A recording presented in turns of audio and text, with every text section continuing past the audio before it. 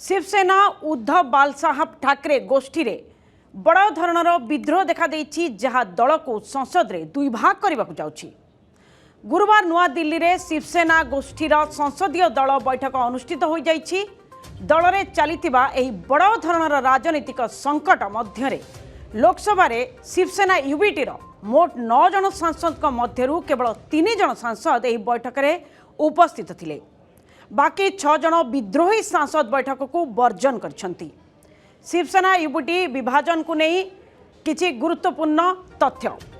लोकसभा रे शिवसेना यूबीटीर मोट 9 जन सांसद मध्यरु 6 जन सांसद दल विरोध रे विद्रोह करछंती। 6 जन विद्रोही सांसद एक नुआ गोष्ठी गठन करने को जाउछंती। ए गोष्ठीर नेतृत्व परभाणीर सांसद संजय हरिभाऊ यादव नहीं पारंती।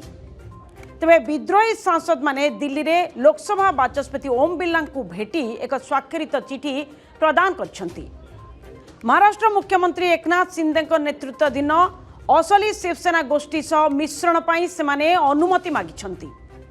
गुरुवार दिल्ली रे उद्धव ठाकरे द्वारा डका जाइथिबा संसदीय दलर गुरुत्वपूर्ण बैठक को एही 6 जन जाक संसद वर्जन करछंती। बैठक रे केवल 3 जन विश्वस्त सांसद जेपरिक अरविंद सावंत, अनिल देसाई और राजा भाऊ वाजे उपस्थित थिले। तेबे एंटी डिफेक्शन लॉ बा दल बदल विरोधी आईन रु बंचिबा पई अति कम रे 2/3 सांसदकर समर्थन आवश्यक।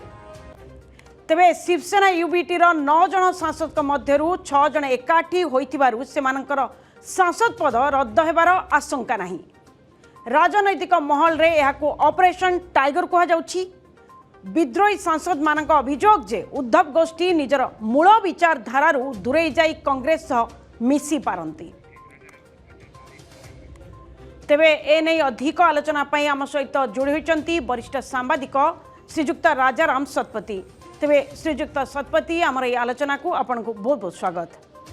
तेबे कौन कहबे श्रीजुक्त सतपथी? प्रथमे एकनाथ शिंदे उद्धव को छाड़िले, विधायक माने असंतुष्ट विधायक माने बहुत जन चली गले तांको सहित।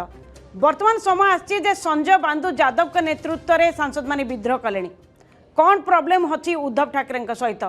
असंतोष को सांसद मान असंतोष को चिन्हबार से विफल होचंदी कि ना तांकर पतियारा दल उपरे कमिलानी? कौन कहबे?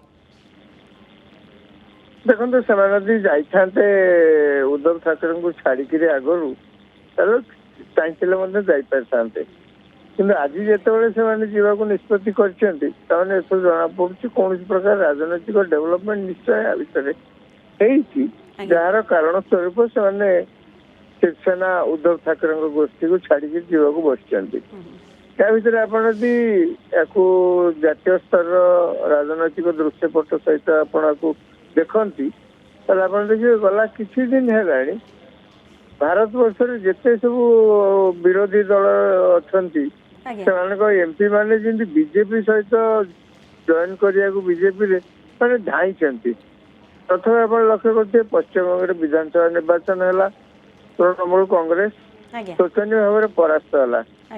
आप देखिए से दल विद्रोह आरंभ है 88 जन ना के 80 जन विधायक भर 60 रु अधिक बाहरिक तृणमूल कांग्रेस को छाड़ी स्वतंत्र गोष्ठी से बर्तमान कर विधानसभा विरोधी दल नेता नेता को मान्यता दी जाए। लोकसभा आप लक्ष्य करते तृणमूल कांग्रेस जितने लोकसभा मेम्बर्स थे भर प्राय 20 जन से बाहरिक बर्तमान अन्य दल जाकि मिसी गले अलरेडी से एनडीए को समर्थन करेंगे घोषणा कर देखुं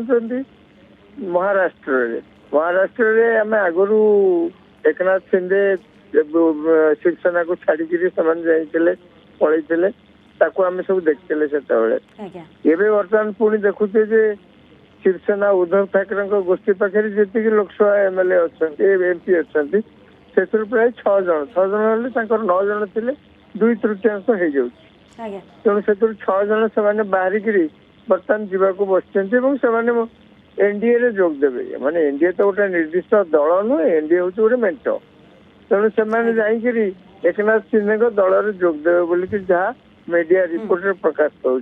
बर्तमान कथा हूँ ତୃଣମୂଳ କଂଗ୍ରେସ ମମତା ବାନାର୍ଜୀଙ୍କୁ ଛାଡିକି ଯିବା ତ ଆମେ ସମସ୍ତେ ଆଖିରେ ଦେଖିଲେ ଏବଂ କାରଣ ମଧ୍ୟ ସମସ୍ତେ ଅନୁଭବ କଲେ, ସମସ୍ତେ ଦେଖିଲେ ମଧ୍ୟ ଯେ ପଶ୍ଚିମବଙ୍ଗରେ ସେ ଗୋଟେ ଅତ୍ୟାଚାର ସରକାର ଚାଲିଥିଲା ସେଠି।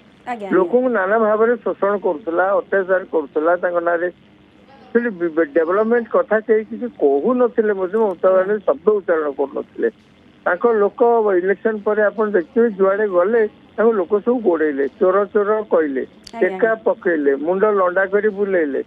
ଏମିତିଆ ଅବସ୍ଥାରେ ସେମାନେ ଛାଡିକି ଯିବା ପାଇଁ ଯୋଉମାନେ ଅନ୍ତତଃ ପବ୍ଲିକରେ ତାଙ୍କର ଇମେଜ ଭଲ ଅଛି ସେମାନେ ଛାଡିକି ପଳେଇଲେ।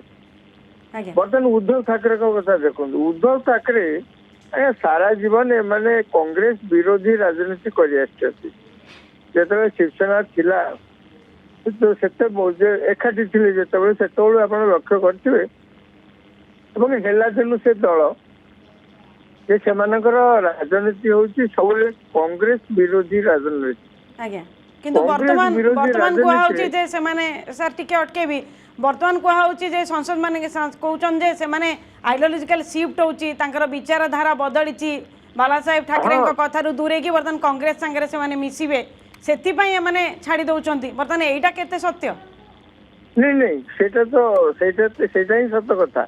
ସେମାନେ ଯାଉଛନ୍ତି ଗୋଟେ କିଛି କାରଣ ଦର୍ଶାଉଛନ୍ତି, ସେ ଅଲଗା କଥା। ଆଜ୍ଞା କିନ୍ତୁ ଯୋଉ କାରଣଟି ଦର୍ଶାଉଛନ୍ତି ସେ କାରଣ ଯେ ସମ୍ପୂର୍ଣ୍ଣ ମିଛ ଏକଥା କହିହେବନି। ଆଜ୍ଞା କାହିଁକି ନା ସେମାନେ କଂଗ୍ରେସ ବିରୋଧୀ ରାଜନୀତି ଯେତେବେଳେ ମୂଳରୁ କରୁଥିଲେ, ହଠାତ୍ କିନା ଉଦ୍ଧବ ଠାକରେ ତାଙ୍କର ସେ ସ୍ୱପ୍ନ ଦେଖିଲେ ସେ ଦଳ ପାଇଁ ଏମିତି କିଛି କରିନାହାନ୍ତି। ସିଏ ବାଲାସାହେବ ଠାକରେଙ୍କ ପୁଅ ଭାବରେ କେବଳ ସେ ଦଳର ସିନା ମୁଖିଆ ହେଇଛନ୍ତି, ତାହେଲେ ବାଲାସାହେବ ଠାକରେ ଯେତେବେଳେ ଥିଲେ ସେତେବେଳେ ସେ ଦଳର ଇଏ କଣ କରିଥିଲେ, ଦଳକୁ କଣ ଗଢିଥିଲେ, ଦଳ ଭିତରେ ତାଙ୍କର ଗୋଟେ ପ୍ରଭାବ କିଛି ଥିଲା। ବାପାଙ୍କ ପୁଅ ହିସାବରେ ସିଏ ଶେଷରେ ଆସିଲେ ଏବଂ କହିଲେ, ଜିଦ୍ ଧରି ବସିଥିଲେ। ଯୋଉ ବିଜେପି ସହିତ ତାଙ୍କର ମେଣ୍ଟ ଥିଲା, ବହୁତ ବର୍ଷ ଧରି ସେ ମେଣ୍ଟ ଥିଲା, କାହିଁକିନା ଦୁଇଙ୍କର ପଲିଟିକାଲ ଆଇଡିଓଲୋଜି ସମାନ। ତାଙ୍କୁ ସେ ବିଜେପି ସହିତ ସମ୍ପର୍କ କାଟିକିରି ପଳେଇ ଆସିଲେ, କଂଗ୍ରେସ ସହିତ ମିଶି ଅଳ୍ପ କିଛି ଦିନ ସରକାରରେ ରହିଲେ।